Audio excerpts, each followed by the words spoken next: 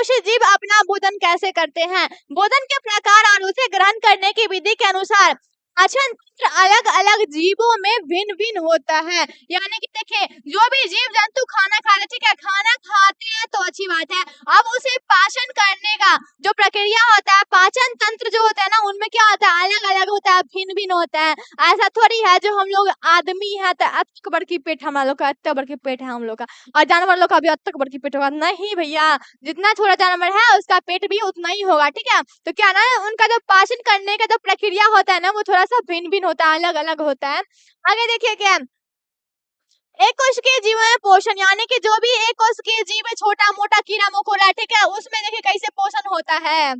एक कोशिकीय जीवों की पूरी सतह पर्यावरण के संपर्क में है। इसका भोजन ग्रहण गैसों का आदान प्रदान और उत्सर्जन साधारण विसरण द्वारा होता है। किसी विशेष अंग की आवश्यकता नहीं होती है, जैसे अमीबा पैरामीशियम। यानी कि देखिए, एक कोशिकीय जीव जैसे में अमीबा पैरामीशियम जो हो गया ना, ये सब ना वायुमंडल से, ठीक है, क्या होते हैं, वायुमंडल से या फिर पर्यावरण में क्या होते हैं, संपर्क में ये रहते हैं। जो भी एक कोशिकीय जीव होते हैं, क्या होते हैं, पर्यावरण के संपर्क में रहते हैं। तो इसीलिए इनको ना उत्सर्जन करने के लिए, यानी कि अपना गंदा पदार्थ, शरीर का गंदा पदार्थ क्या निकालने के लिए कोई विशेष अंग की जरूरत नहीं पड़ती है, ठीक है। ये कहुओं से क्या करता है, वो गंदगी निकाल देता है। जैसे में देख लीजिए, ये अमीबा है, आई पैरामीशियम चप्पल की तरह दिखता है, ठीक है। तो पैरामीशियम का ना पिक्चर बनाना आप लोग सीख लीजिएगा, देख लीजिए दिखने में कैसा लगता है, ये एकदम सेम टू सेम चप्पलवा से मिलता है, ठीक है। आगे देखिए, बहुकोशिकीय जीव है पोषण, यानी कि बहुकोशिकीय जीव है जो बड़े बड़े जीव जंतु जैसे मनुष्य, ये क्या है, बहुत बड़े बड़े जीव जंतु हैं, ठीक है। बहुकोशिकीय जीव जो जिसके अंदर बहुत सारे कोशिकाएं हैं, जैसे में मनुष्य हो गया, जानवर बड़ा बड़ा जानवर जैसे में शेर बाघ चीता, ये सब क्या होगा, बहुकोशिकीय है। एक कोशिकीय में छोटा मोटा तन तनियों के जो होगा सो, ठीक है। बहुकोशिकीय जीवों में पोषण के लिए विभिन्न विशिष्ट और अंग तंत्र पाए जाते हैं। भोजन का ग्रहण पाचन अवशोषण और बहिष्करण पाचन तंत्र द्वारा किया जाता है। यानी कि जो भी बहुकोशिकीय जीव जंतु जो होते हैं ना, उनको क्या है ना, जो एक्सक्रिएशन के लिए, यानी कि उत्सर्जन के लिए, अपने शरीर का बेस्ट प्रोडक्ट को निकालने के लिए विशेष अंग क्या है, जरूरत पड़ता है। उनको क्या होता है, विशेष अंग की जरूरत पड़ता है। जैसे में देख लीजिए, ये बहुत बड़े मुच्छर सिंह है, यानी कि मुछ वाले आदमी है, ठीक है। जो भी आदमी होते हैं, ठीक है, नॉर्मली आदमी तो ठीक है, लेकिन बहुत बड़का मुच्छर सिंह है, ये मूछ रखा हुआ तब तक बड़की, ठीक है। अब ये जो मनुष्य हो गया ना, ये मनुष्य जो हो गया ना, कोई भी मनुष्य जो होता है वो क्या करता, उसके जो भी बहुकोशिकीय जीव जंतु, ठीक है, वो क्या करता है ना, जो अपने शरीर का बेस्ट प्रोडक्ट निकालने के लिए उसको ना पहले से क्या हुआ है, एक विशिष्ट अंग मिला हुआ है, एक विशेष प्रकार क्या हुआ है, उसको अंग दिया गया जो भैया तुम इसी से निकालना अपने गंदगी को। तो अब देखिए, उत्सर्जन क्या आता है, तखने से हम लोग तो उत्सर्जन के बारे में पढ़े जा रहे हैं भैया, पढ़े जा रहे हैं, लेकिन खोपड़िया में घुस नहीं रहे उत्सर्जन क्या होता है। चल वो भी हम पढ़ा दे रहे हैं, उत्सर्जन क्या होता है। रासायनिक अभिक्रियाओं ऊर्जा प्राप्ति के दौरान कुछ ऐसे उत्पाद बनते हैं जो शरीर के लिए हानिकारक होते हैं। इन हानिकारक अपशिष्ट पदार्थों को शरीर से बाहर निकालने के प्रक्रम को उत्सर्जन कहते हैं। बहुकोशिकीय जीवों में उत्सर्जन के लिए विशेष ऊतक अंग होते हैं। यानी कि देखिए, जब क्या होता है ना, जो ऊर्जा प्राप्ति के लिए, यानी कि हम लोग के शरीर में एनर्जी बनाने के लिए जब हम लोग भोजन को ग्रहण करते हैं, जब हम लोग क्या करते हैं, एनर्जी बनाने के लिए भोजन को ग्रहण करते हैं, तो उस टाइम क्या होता है ना, जब भोजन तो कर लिए, लेकिन क्या ना, जो रासायनिक अभिक्रियाओं के दौरान क्या होता है, जब हम लोग भोजन करते हैं तो बहुत सारा हानिकारक पदार्थ भी क्या होता है ना, जो भोजन के द्वारा गपागप अंदर मार दिए, ठीक है। तो वो जो हानिकारक है ना, वो शरीर को क्या करता है, हानि करता है, और वो बेस्ट प्रोडक्ट भी है, उसका कोई काम नहीं होता शरीर में। क्या होता है ना, जो भी बहुकोशिकीय जीव जंतु है उसको क्या करेगा, खाना के द्वारा तो उसको खा लेता है, ठीक है। अब जो हानिकारक है, गंदा, जैसा कोई काम किया नहीं है, ठीक है, उसको क्या करता है, कहता चलो भाग यहाँ से, भाग, तो नहीं रखबो, ठीक है। तो उसको क्या करता है ना, जो उत्सर्जन के द्वारा एक विशेष अंग जो होता है ना, उस विशेष अंग के द्वारा उसको क्या करता है, भाग यहाँ से, भाग भाग भाग, नहीं रखबो, उसको बाहर कर देता है। अब देखिए क्या है, प्रकाश संश्लेषण क्या है, ये बहुत वेरी वेरी बीवीआई टॉपिक है, ठीक है। तो इसको ना बहुत अच्छे से पढ़ना। ये क्या है? वीवीआई टॉपिक है, बहुत ज्यादा इंपॉर्टेंट है। यानी कि वीवीआई मीन्स होता है वेरी वेरी इंपॉर्टेंट। ये मत समझ लीजिएगा जो बीबीआई लिख दी है, बीबीआई नहीं वीवीआई, यानी कि वेरी वेरी इंपॉर्टेंट टॉपिक है ये। प्रकाश संश्लेषण, यानी कि देखिए अब ये प्रकाश संश्लेषण भैया क्या है, बहुत आता है एग्जाम में, ठीक है। तो इसको थोड़ा सा गहराई से पढ़िएगा। यानी कि देखिए वह प्रक्रिया जिसमें स्वपोषी, यानी कि जिसमें स्वपोषी मीन्स होता है पेड़ पौधा, वह प्रक्रिया जिसमें पेड़ पौधा अपना भोजन सूर्य के प्रकाश में क्या करता है? बनाता है, ठीक है। उसी को हम लोग क्या बोलते हैं? प्रकाश संश्लेषण बोलते हैं, ठीक है। अब देखिए यहाँ पे लिखा हुआ है वह प्रक्रिया जिसमें स्वपोषी जीव हरे पौधे सूर्य के प्रकाश तथा क्लोरोफिल की उपस्थितियों में कार्बन डाइऑक्साइड CO2 और जल H2O के कार्बोहाइड्रेट ग्लूकोज का निर्माण करते हैं।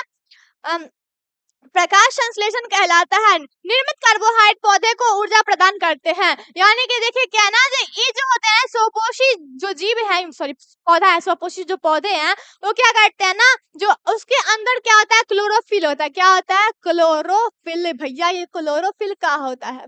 ठीक है, ये जो क्लोरोफिल होता है ना, इसी कारण तो पेड़ पौधा हरा दिखाई देता है। ये क्लोरोफिल अगर नहीं रहता तो पेड़ पौधा क्या होता है? हरा नहीं दिखाई देता। और ये देखिए क्या है, सूर्य के प्रकाश में क्लोरोफिल की सहायता से, ठीक है, और कार्बन डाइऑक्साइड जो होता है ना वायुमंडल में, उसे ले लेता है जिसको हम लोग CO2 बोलते हैं, ठीक है। जल को ले लिया जिसको हम लोग H2O बोलते हैं, ये ले लेगा उसका कार्बोहाइड्रेट को ग्लूकोज में, क्या कार्बोहाइड्रेट होता है उसको ग्लूकोज में बदल देगा, ठीक है।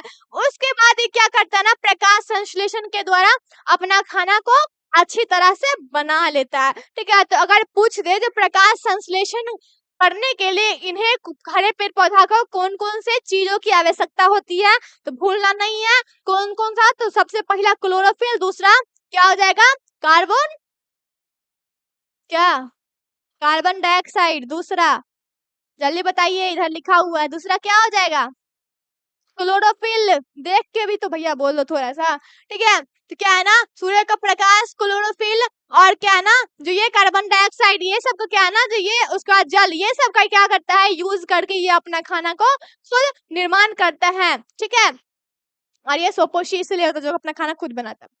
अब देखिए रासायनिक समीकरण 6CO2 प्लस 12H2O, सूर्य का प्रकाश, क्लोरोफिल बराबर C6H12O6।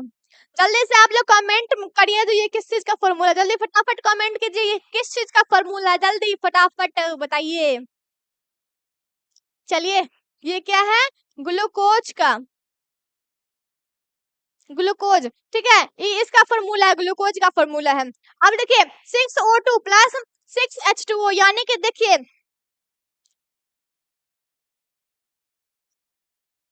6 कार्बन डाइऑक्साइड ले लिया, 12H2 यानी कि जल की मात्रा 12 है, ठीक है। सूर्य का प्रकाश, क्लोरोफिल, ये सब ले लिया, उसको क्या करेगा? फटाक से ग्लूकोज बना लेगा। अब ग्लूकोज बन गया तो थोड़ा सा क्या हो गया ना ये।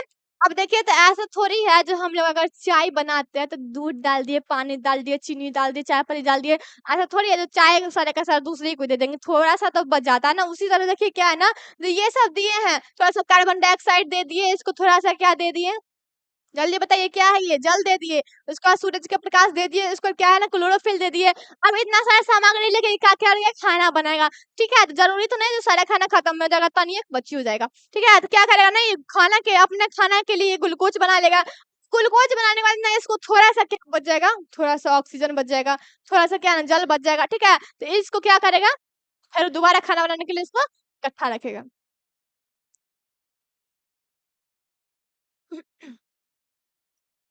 अर्थात देखिए अब क्या लिखा हुआ है, पेड़ पौधे द्वारा सूर्य प्रकाश की उपस्थिति में अपना भोजन निर्माण करने की प्रक्रिया को प्रकाश संश्लेषण कहते हैं। यानी कि देखिए कोई भी पेड़ पौधा जो होता है, यानी कि कोई भी स्वपोषी जीव जंतु पेड़ पौधा जो होता है ना, वो सूर्य के प्रकाश में अपना भोजन को खुद बनाता है, उसी को हम लोग क्या बोलते हैं? प्रकाश संश्लेषण, ठीक है। इसमें डबल डबल क्या हुआ है ना, इसका डिफिनीशन प्रकाश संश्लेषण का लिखा हुआ, तो आप लोग को जो छोटा लगे, जो अच्छा लगे, उसको राइट डाउन कर लीजिएगा और साथ साथ याद भी कर लेना है भैया, खाली लिखना नहीं है, ठीक है। आप देखो क्या है, 6CO2 प्लस 12H2O, सूर्य का प्रकाश, क्लोरोफिल, C6H12O6, 6H2O प्लस में 6O2, यानी कि देखिए ये क्या है, इसका रासायनिक सूत्र है। किस चीज का? प्रकाश संश्लेषण का ये रासायनिक सूत्र है। ठीक है, तो कभी कभी एग्जाम में आ जाता है जो प्रकाश संश्लेषण क्या होता है ये बताइए, और उसका रासायनिक सूत्र भी लिखना होता है। ठीक है, तो इसको लिख लीजिए आप लोग। अब देखिए, प्रकाश संश्लेषण के फलस्वरूप जल में टूटने से ऑक्सीजन निकलता है, यानी कि देखिए प्रकाश संश्लेषण जो होता है ना, वो करने के टाइम क्या होता है, जो कुछ बच जाता है। ठीक है, जल के क्या है ना, टूटने से, यानी कि पानी तनी बच जाता है। इधर देखिए तनी पानी बच गया ना, तो जब प्रकाश संश्लेषण की क्रिया होती है, थोड़ा सा पानी बच जाता है ना, तो वो क्या ना टूट जाता है, और टूटने के बाद क्या ना ऑक्सीजन बल के वो निकल जाता है। ठीक है, समझ में आया? नहीं समझ में आएगा तो कमेंट कर दीजिएगा, डाउट क्लियर हो जाएगा आप लोग का। देखिए क्या है ये, सूरज बाबा है। क्या है? सूरज है। अरे बाबा क्या है ये, सूरज जी हैं, सूरज। अब देखिए सूर्य का प्रकाश इधर से आया, ये हरा पौधा है, ये फूल है। किस चीज का फूल है जल्दी बताइए कमेंट में। सूर्यमुखी का फूल है। किस चीज का फूल है? सूर्यमुखी का फूल है। सूर्य का प्रकाश इधर से इधर आ गया, सूर्यमुखी का फूल है। ठीक है, ये सूर्यमुखी का फूल है ना, ये क्या करेगा ना, जब हम लोग ना देखिए, हम लोग कौन सा गैस लेते हैं, जब हम लोग सांस लेते हैं तो कौन सा गैस लेते हैं, ऑक्सीजन लेते हैं ना। ठीक है, तो यहाँ देखिए क्या है, वायुमंडल में ना ऑक्सीजन इधर उधर कर रहा है। काहे कर रहा है? तो यहाँ पे पेड़ है, तो पेड़ निकालेगा ऑक्सीजन, तो इधर उधर न करेगा। अब उसका देखिए क्या है, कार्बन डाइऑक्साइड बाहर में इधर उधर कर रहा है। अब मनुष्य कार्बन डाइऑक्साइड को छोड़ा है, अब कार्बन डाइऑक्साइड क्या है ना, जो कहाँ जाएगा, इधर उधर वायुमंडल में घुमाते रहेगा। ऑक्सीजन क्या करता है, पेड़ छोड़ता है हम लोग के लिए, हम लोग ऑक्सीजन लेते हैं, और हम लोग छोड़ते हैं कार्बन डाइऑक्साइड, तो वो कौन लेता है, पेड़ पौधा लेता है। ठीक है, अब देखिए क्या है ना, जो ये कार्बन डाइऑक्साइड भी इधर उधर घूम रहा है पानी के अंदर से, क्या है ना, जो इसको ना जमीन के अंदर से तनी पानियों मिला, जिसको हम लोग जल बोलते हैं, गाँव वाले बोल देते तनी पानी। ठीक है, जमीन के अंदर से इसको क्या मिल जा रहा है, जल तन तनी मिल जा रहा है, पानी मिल जा रहा है। ठीक है, अब देखिए क्या है ना, जो इसी सब के कारण ये सूरज देवता इसको तनी प्रकाश दे दिए, तनी ये क्या करेगा, कार्बन डाइऑक्साइड ले लेगा, तनी जल ले लेगा। ठीक है, ये सब के द्वारा क्या करेगा ना, जो अपना प्रकाश संश्लेषण का जो क्रिया है ना, इसको क्या कर लेता है, संपन्न कर लेता है। ठीक है, तो अब आप लोग को समझ में आ गया होगा। चलिए अगला टॉपिक की ओर हम लोग बढ़ते हैं।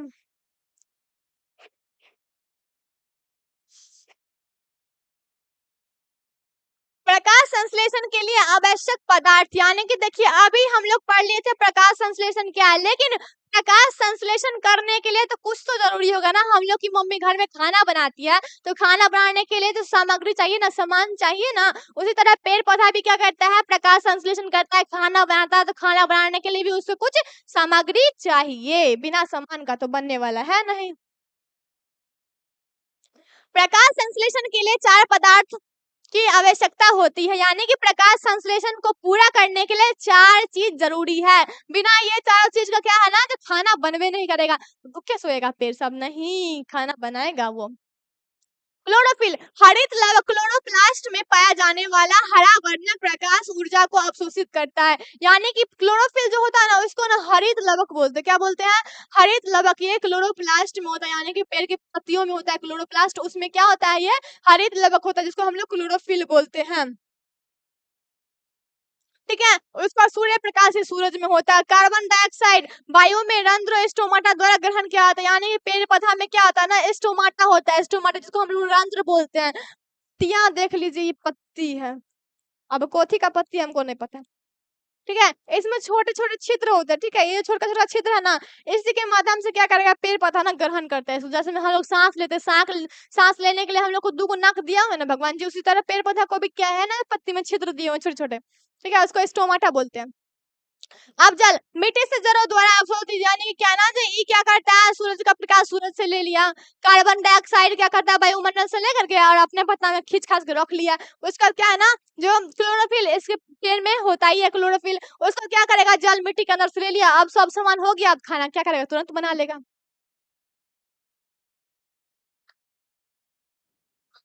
बड़ा गर्मी है रे बाबा।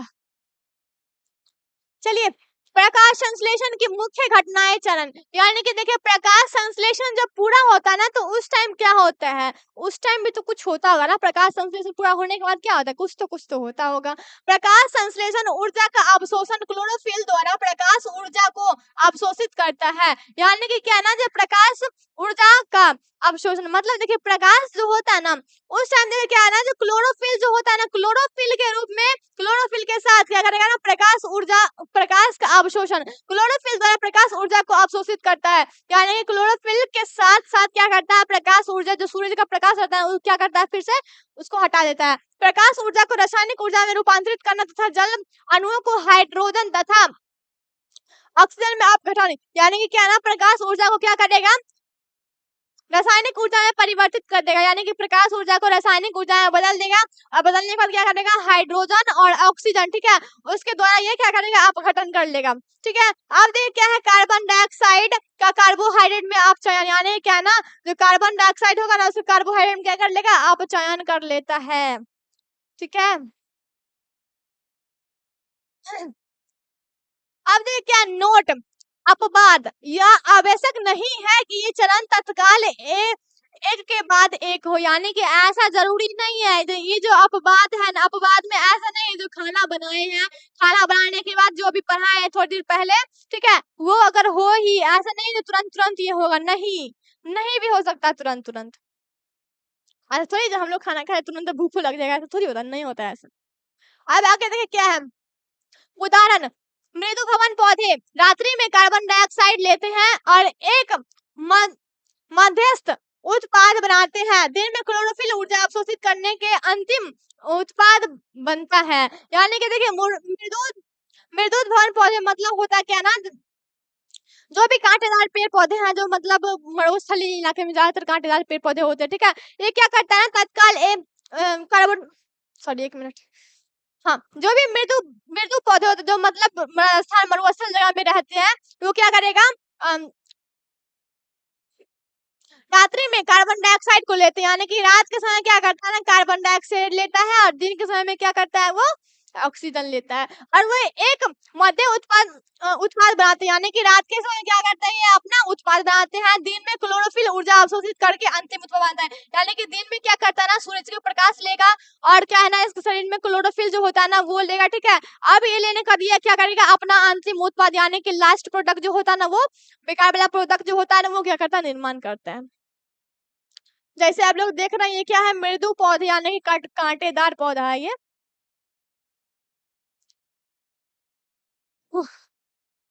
चलिए, अभी हम लोग रंध्र के बारे में पढ़ रहे थे, रंध्र क्या होता है, देखिए रंध्र क्या, पत्तियों के सतह पर पाए जाने वाले सूक्ष्म छिद्र जिनके द्वारा कार्बन डाइऑक्साइड CO2 का प्रवेश तथा ऑक्सीजन O2 का निष्कासन होता है, रंध्र कहलाते हैं, यानी कि देखिए क्या है ना, जो ये जो पत्ता आप लोग को दिख रहा है ना,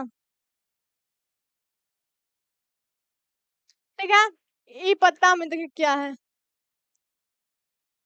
लाइन लाइन बना हुआ है, इसमें छोटा छोटा छेद है, ठीक है, ये जो पत्ता आपको दिख रहा है ना, इसमें क्या है, छोटे छोटे सूक्ष्म सूक्ष्म सॉरी छोटे छोटे क्या है, सूक्ष्म छिद्र है, यानी कि छोटे छोटे छिद्र है, जो हम लोग को नग्न आंखें, सूक्ष्म किसको बोलते हैं, जो हम लोग के नग्न आंखों से यानी कि खुली आंखों से हम लोग उसको नहीं देख सकते, उसी को क्या बोलते हैं, सूक्ष्म बोलते हैं, क्या बोलते हैं, सूक्ष्म, ठीक है।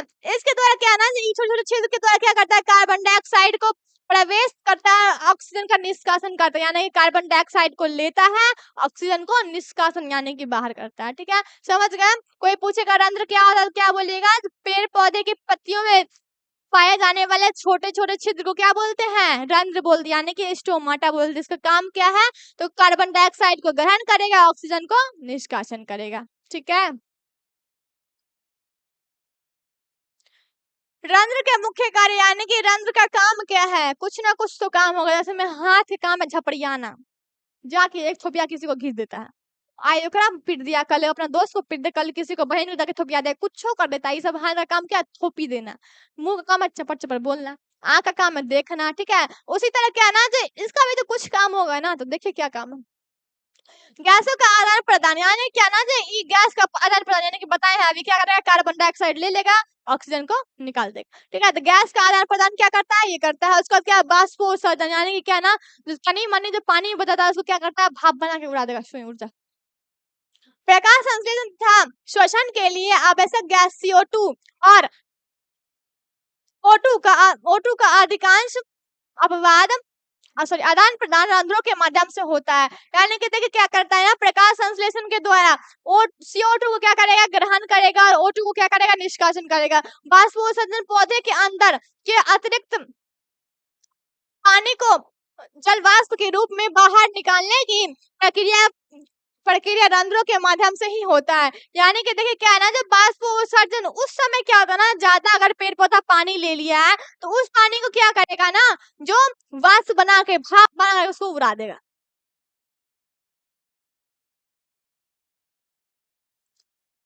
द्वार कोशिका रंध्र का खुला और खुलना और बंद होना द्वारा कोशिका द्वारा नियंत्रित होता है। यानी देखिए क्या है ना, स्टोमाटा है ना, रंध्र जो है ना वो ना खुला हुआ रहता है, छिद्र होता है। ठीक है, वो तुरंत खुलता है फिर बंद होता है, खुलना और बंद होना। जैसे में हम लोग का फेफड़ा है, जब सांस लेते हैं तो फूलता है, फिर पिचकता है, फिर फूलता है, फिर पिचकता है। उसी तरह क्या है ना, जो ये रंध्र है, ठीक है, रंध्र का छिद्र होता है ना, वो अपने आप खुलता है, पिचकता है, फिर खुलेगा, फिर बंद हो। ठीक है, जब द्वार कोशिकाओं में जल प्रवेश करता है तब वे फूल जाती है। यानी कि जब द्वार कोशिका जो होता है ना, स्टोमाटा के अंदर जो होता है द्वार कोशिका, जब इसमें जल प्रवेश करेगा ना तो ये क्या हो जाता है, फूल जाता है, अपने आप फूल जाएगा। ठीक है, उसके बाद क्या है ना, रंध्र का छिद्र खुल जाता है, यानी कि फूल करके छिद्र अपने आप खुल जाएगा।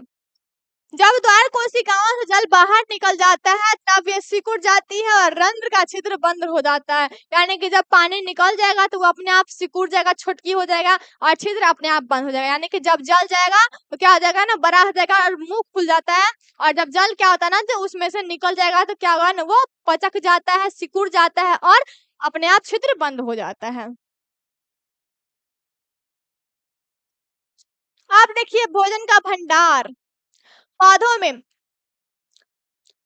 पौधे अतिरिक्त ग्लूकोज को मंड स्टार्च के रूप में संचित करते हैं। यह भविष्य में ऊर्जा की आवश्यकता होने पर उपयोग किया जाता है। यानी कि देखिए पेड़ पौधा जो होता है ना, भोजन जैसे में मान लीजिए हम लोग के खेत से गेहूं आता है, मक्का आता है, घटा करके कोई भी फसल काट के लाते हैं, उसको क्या करते हैं, अच्छे से साफ सुथरा कर करके क्या करते हैं, उसको घर में इकट्ठा करते हैं, एक साथ रखते हैं, उसको भंडारण करते हैं ना जी। उसी तरह क्या है ना, जब पेड़ पौधा में अगर एक्स्ट्रा खाना बन जाता है उसको क्या करता है, वो लोग भंडारण कर लेता है, इकट्ठा कर लेता है। तो कैसे इकट्ठा करेगा, जो भी मतलब खाना बनाता है ना उसको क्या करेगा, भविष्य में जरूरत पड़ने पर उसको क्या करता है, निकालता है, वो स्टार्च के रूप में अपने पत्तियों में क्या करता है, इकट्ठा कर लेता है।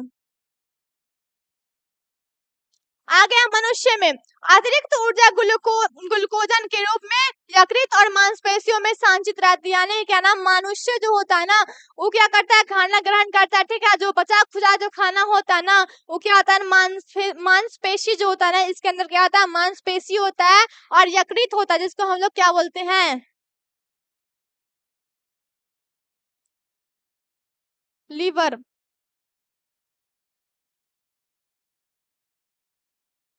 क्या बोलते हैं, लीवर। यकृत है लिखा हुआ है, यकृत को हम लोग लीवर बोलते हैं। लीवर और मांसपेशी में क्या होता है, ये इकट्ठा रह जाता है। यानी कि जो भी मनुष्य क्या करता है, ज्यादा अगर ऊर्जा, अगर उसके खाने खाने से ऊर्जा ज्यादा बन गया है तो उसको क्या करेगा, कुलकुचन कर लेगा और ये मांसपेशियों में, यकृत में क्या कर लेगा, इकट्ठा कर लेता है, जो भविष्य में कभी जरूरत पड़ेगा उसका यूज कर लेगा।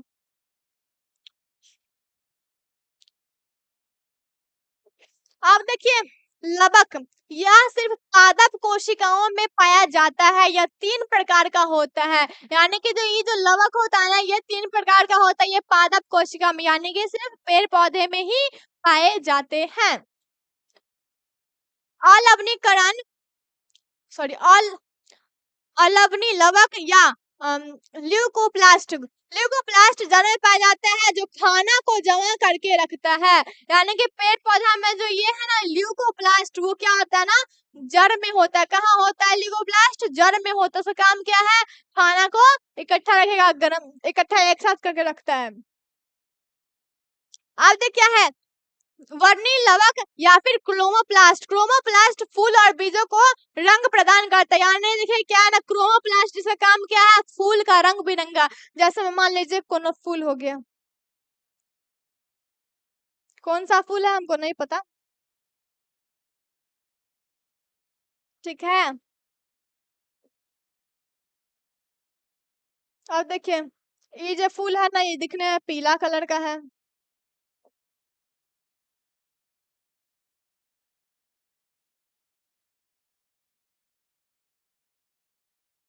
और ये वाला जो फूल है ना, वो दिखने में थोड़ा सा पिंक कलर का है, सॉरी ब्लू कलर का। दिखने में कैसा है, ब्लू कलर का।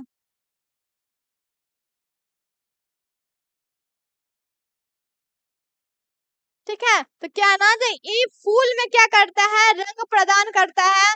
और क्या करता है, बीज को, फूल का रंग प्रदान करना और बीजों का रंग प्रदान करना किसका काम है, क्रोमोप्लास्ट का। क्रोमोप्लास्ट का काम क्या है, फूल का और बीज का क्या करता है, रंग प्रदान करता है। और उससे पहले क्या है, ल्यूकोप्लास्ट, इसका काम क्या था, खाना को इकट्ठा रखना। दूसरे वाला का नाम काम क्या है, क्रोमोप्लास्ट का, ये फूल का और फल का रंग प्रदान करेगा।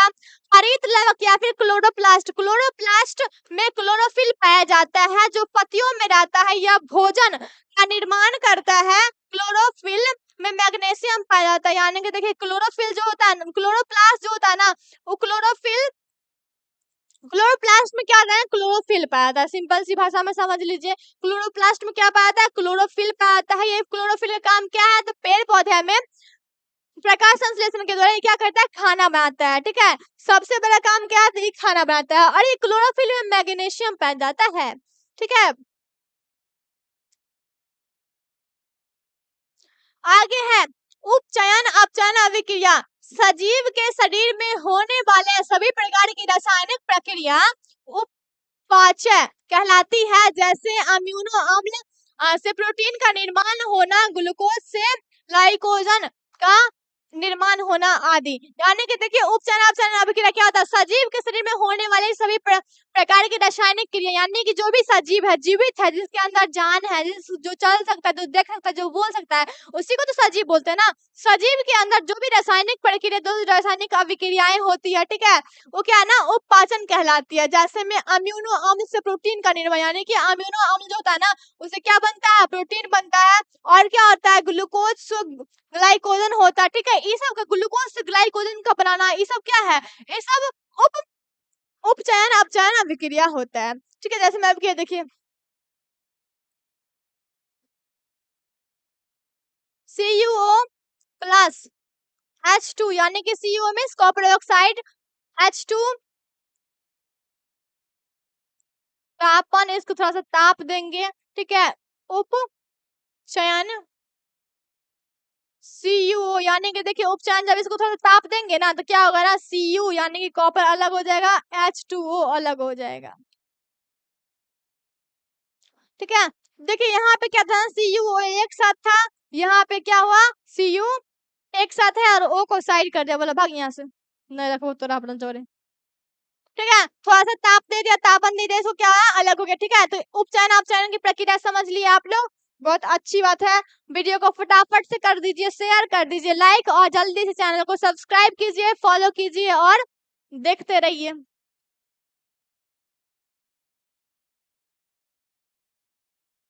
अब देखिए क्या है, अमीबा पोषण। तब से हम लोग पढ़ रहे थे अमीबा भैया के बारे में, भैया अमीबा का कोई आकार नहीं होता है, लेकिन अमीबा में पोषण कैसे होता है, पोषण तो पढ़ना पड़ेगा ना।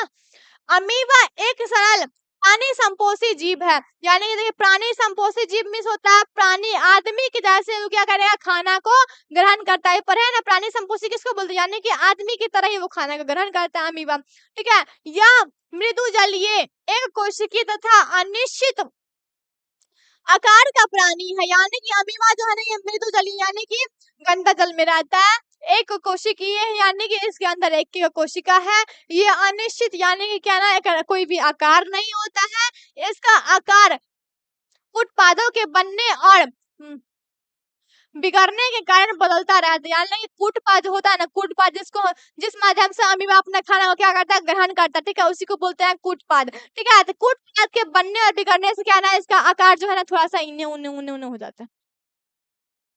अमीबा का भोजन अमीबा का भोजन शैवाल के छोटे छोटे टुकड़े, बैक्टीरिया, डायटम, अन्य छोटे छोटे एक कोशिकीय जीव तथा मृत कार्बनिक पदार्थ के छोटे छोटे टुकड़े इत्यादि है। यानी कि अमीबा जो है ना वो अपना खाना क्या करता है, छोटे छोटे जो शैवाल का टुकड़ा होगा, ठीक है, छोटे छोटे कीटाणु वगैरह होगा, मृत कार्बनिक पदार्थ है, यानी कि मरा हुआ कोई भी कार्बनिक पदार्थ है, छोटा छोटा एक कोशिकीय जीव है, ठीक है, उसी से क्या करता है अमीबा अपना भोजन ग्रहण करता है। ठीक है, आप लोग समझ गए अमीबा का कोई आकार नहीं होता है, इससे कोई आकार नहीं, इसको हम लोग कैसे भी बना सकते हैं।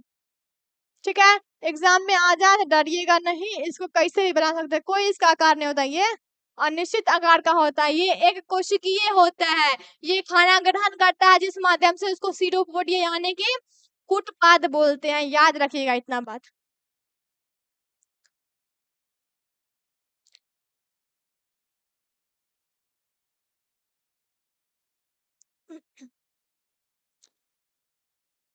आप देखिए अमीबा में पोषण अंत ग्रहण, पाचन तथा बहिष्करण प्रक्रिया द्वारा पूर्ण होता है। यानी कि देखिए क्या ना, जो अमीबा तो होता है ना वो अपना खाना को अंत ग्रहण द्वारा ग्रहण करेगा, यानी कि खाना ग्रहण करेगा, फिर पाचन करेगा और बहिष्करण में होता है उसको फिर से निकाल देगा। ठीक है, इसी प्रक्रिया द्वारा क्या करता है, अपना खाना ग्रहण करता है। अमीबा में भोजन के अंत ग्रहण के लिए मुख जैसा कोई निश्चित स्थान नहीं होता है, बल्कि यह शरीर की सतह से किसी भी स्थानों से हो सकता है। यानी जैसे में हम लोग खाना खाते हैं ना, तो हम लोग को खाना खाने के लिए मुंह है ना भगवान जी दिए हुए, तो ये अमीबा के अंदर मुंह तो नहीं होता है, ये कन्हू से खाना खा लेगा।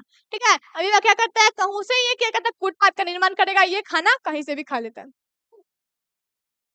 अमीबा जब भोजन के बिल्कुल समीप होता है, तब अमीबा भोजन के चारों ओर कूटपादों का निर्माण करते हैं। यानी कि देखिए ये जो अमीबा बाबा है, अमीबा है, ठीक है, ये क्या है ना, जैसे मान लीजिए खाना है, ये खाना के जितना जितना समीप होगा ना, ये क्या करता है ना, जो ये खाना के समीप है, देखिए इस खाना के समीप है, ये क्या करेगा ना, जो अपना ये सिरोपोडिया का निर्माण करेगा। ठीक है, सीडोपोडिया का निर्माण कर लेगा, फुटपाथ का निर्माण करेगा, ये खाना क्या करेगा, अंदर कर लेगा। देखिए पहले क्या था ना, जो खाना के समीप था, थोड़ा थोड़ा खाना में क्या है ना चिपका, और लास्ट में क्या किया, सीडोपोडिया के माध्यम से इसको अंदर कर लिया। यानी कि जो खाना के समीप होता है तब क्या करता है अमीबा, अपने चारों ओर कूटपादों का निर्माण करता है, कूटपाद तेजी से बढ़ते हैं और भोजन को पूरी तरह घेर लेते हैं। यानी कि कूटपाद जो होता है वो बहुत तेजी से बढ़ता है और खाना को घेर लेते हैं। धीरे धीरे कूटपादों के सिरे तथा फिर पार्श्व आपस में जुड़ जाते हैं और इस तरह एक भोजन राजधानी का निर्माण हो जाता है, जिसमें भोजन के साथ जल भी होता है। यानी कि देखिए अब क्या है ना, जो ये खाना के समीप होता है, यानी कि अमीबा क्या होता है ना, जो खाना के समीप होगा और क्या ना धीरे धीरे धीरे धीरे अपने शरीर के जहाँ पे खाना होगा ना वहां पे क्या करेगा, सीडोपोडिया यानी कि फुटपाथ का निर्माण करेगा और उस खाने को क्या करेगा, जल्दी से पकड़ेगा, और पकड़ने के बाद क्या करता है ना, उस खाने को जल्दी से निकल लेगा और वो जो त्वचा जो है ना वो थोड़ा सा बिखर उखर गया था, वो चूता क्या होगा उसको चिपक जाएगा, और चिपकने के बाद क्या ना राजधानी का ये निर्माण होगा, भोजन राजधानी का निर्माण हो जाएगा वहां पे। ठीक है, भोजन राजधानी का जब निर्माण होगा ना, तो वहां पे क्या करेगा ना, जो अमीबा क्या करता है, वहां पे भोजन राजधानी का निर्माण हो गया तो उसमें भोजन रहेगा और क्या रहता है, जल रहता है भोजन, और क्या रहेगा उसमें, जल रहेगा। देखिए यहाँ पे लिखा हुआ है ना, भोजन के साथ वहां पे जल भी रहता है।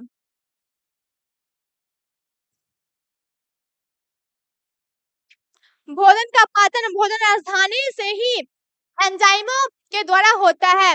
अपचय भोजन के निकलने के लिए शरीर के किसी भाग के अस्थायी क्षेत्र का निर्माण होता है, जिससे अपचा भोजन बाहर निकल जाता है। यानी कि अमीबा जो होता है ना, उसमें क्या होता है ना, जो वो खाना तो खा लिया लेकिन उसके शरीर में क्या होता है, जो खाना पच गया उसके लिए तो अच्छी बात है, जो खाना नहीं पता, ठीक है, उसके लिए भी कुछ विशेष अंग दिया हुआ है। देखिए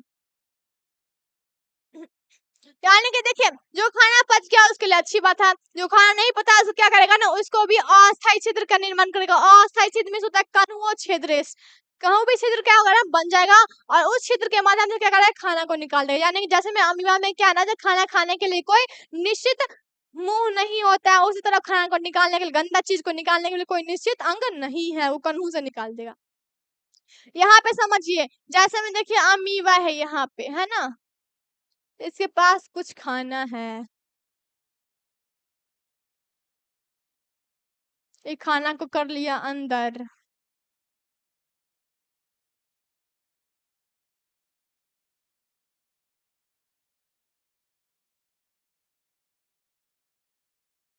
देखिए अमीबा था, इसके पास में एक खाना आया, खाना को कर लिया अंदर, यहाँ देखिए खाना को कर लिया अंदर।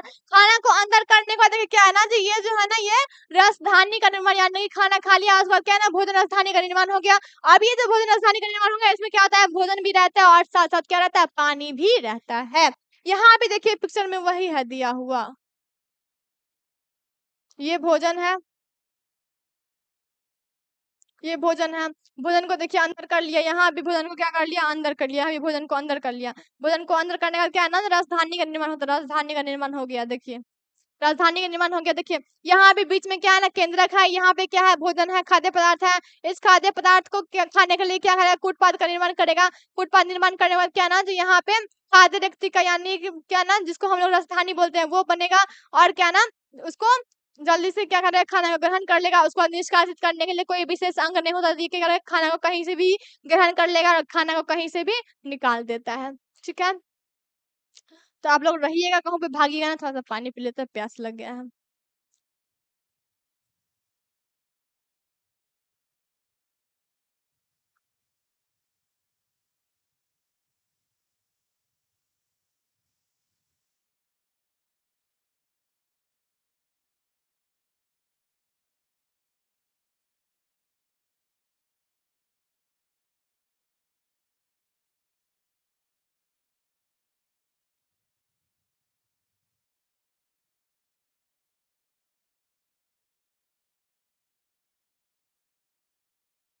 चलिए हम आ गए हैं। भागे तो नहीं ना, कोई भागा वो किया है रे, छोटा सा कोई भागबो किया है, बता जल्दी से, उसको जाके अभी कूट काट देंगे। ना ना भागा, अच्छी बात है। देखिए अब पैरामीशियम पोषण, पहले हम लोग ना अभिमान पोषण पढ़ रहे थे, अब हम लोग को पैरामीशियम के बारे में पढ़ना है। पैरामीशियम का बताए थे, इसका आकार कैसा होता है, चप्पल की तरह होता है। कैसा होता है, चप्पल की तरह होता है। भोजन ग्रहण कोशिका के एक विशिष्ट स्थान से, यानी कि क्या ना, अमीबा जो है ना वो क्या करेगा, एक विशेष स्थान से, एक जगह से क्या करेगा, भोजन ग्रहण करेगा। यानी कि भोजन ग्रहण करने के लिए एक अंग इसको दिया हुआ है। ठीक है, पैरामीशियम भी एक कोशिकीय जीव है, लेकिन इसकी कोशिकाएं एक निश्चित आकार होता है। यानी कि पैरामीशियम जो है ना वो भी एक कोशिकीय है, लेकिन उसके अंदर भी क्या है, एक वो एक कोशिकाएं का ही बना हुआ है, लेकिन उसका कुछ आकार है। लेकिन अमीबा का आकार नहीं था, वो एक कोशिकीय अमीबा भी है, लेकिन उसका कोई आकार नहीं था। तथा भोजन एक विशिष्ट स्थान से ग्रहण किया जाता है। यानी कि इसमें क्या है ना, जब खाना खाने के लिए एक निश्चित आकार अंग भी दिया हो, जिससे ये खाना ग्रहण करता है। कोशिका की पूरी सतह पक्षाव से गढ़ी होती है।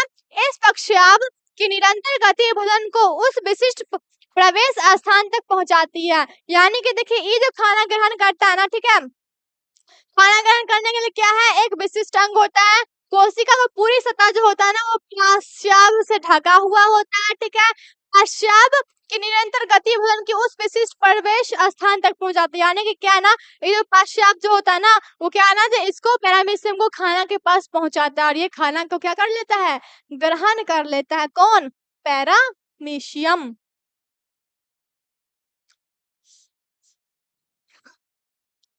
मनुष्य का पाचन तंत्र, यानी कि देखिए अब हम लोग सारे जीव के बारे में पढ़ लिए। सारे जीव सब जो होते हैं ना वो खाना खाते हैं, खाना ग्रहण कैसे होता है, उसी तरह हम लोग को पढ़ना है। जो मनुष्य पाचन तंत्र जो होता है ना, मनुष्य खाना खाए तो उसमें क्या है ना, पाचन करने की क्रिया कैसी होती है वो देख लेना। सबसे पहले क्या आता है, देखिए मुंह, ग्रास नली, आमाशय, क्षुद्रांत, पीत प्लस में अग्नाशय रस, अवशोषण दीर्घरोम, वृदांत, जल अवशोषण, और मल त्याग गुदा। यानी कि देखिए क्या है ना, जो भी मनुष्य होता है ना वो क्या करेगा, अपना खाना ग्रहण करेगा। खाना मुंह से ना ग्रहण करबो, कर रहा है, देखिए क्या है, मुंह से ग्रहण कर रहा है खाना। खाना क्या करा, ग्रहण कर लिए, तो वो क्या करा, हम लोग खाना ग्रहण कर लिए, ये यहाँ से ग्रास नली से सीधा हम लोग के शरीर के अंदर जाएगा। ठीक है, तो ग्रास नली में चला गया, ग्रास नली से होता हुआ कहाँ गया, आमाशय में गया, आमाशय से क्षुद्रांत में गया, आमाशय में पेट। ठीक है, पेट में गया, और पेट में जाने के बाद क्या, क्षुद्रांत में, यानी क्षुद्रांत में होता है छोटी आंत। क्या होता है, छोटी आंत। ठीक है, छोटी आंत में गया, छोटी आंत में गया, उसमें क्या होता है, पीत होता है, अग्नाशय रस, जिसको हम लोग ना HCl अम्ल बोलते हैं। ठीक है, अग्नाशय रस होता है। और देखिए अवशोषण, ये क्या है ना, जो अपचनीय की क्रिया होगा दीर्घ में। वृदांत में क्या है, जल अवशोषण होता है, यानी कि वृदांत जो था ना उसमें वृदांत में होता है बड़ा आंत, ठीक है। इस बड़ा आंत में क्या है ना, जल अवशोषण का क्रिया चल रहा है, जल को निकालने का। अब देखिए क्या है ना, मल त्याग, यानी कि क्या है ना, जो खाना खा लिए, खाना पचा दिया, अब क्या होगा, खाना को निकालिएगा ना बाहर, जो गंदा जो है। अब क्या ना, गुदा के मदद से क्या करना, खाना को निकाल देगा। मुंह, पाचन की शुरुआत मुंह से होती है, यानी कि क्या ना, जब पाचन जो क्रिया होता है ना मनुष्य में, कहाँ से शुरू होता है, सबसे पहले मुंह से शुरू हो जाता है। दांत, भोजन को दांतों से चबाकर छोटे छोटे टुकड़े में बदलता है, यानी कि दांत का काम क्या है, भोजन को आऊ आऊ आऊ आऊ करके चबा लेगा, यानी कि बुढ़िया सब देखा, बुढ़िया सब दांत उतना ही रहेगा, वो क्या करेगी, रोटी को अच्छा से दूध में सौन देगी, ले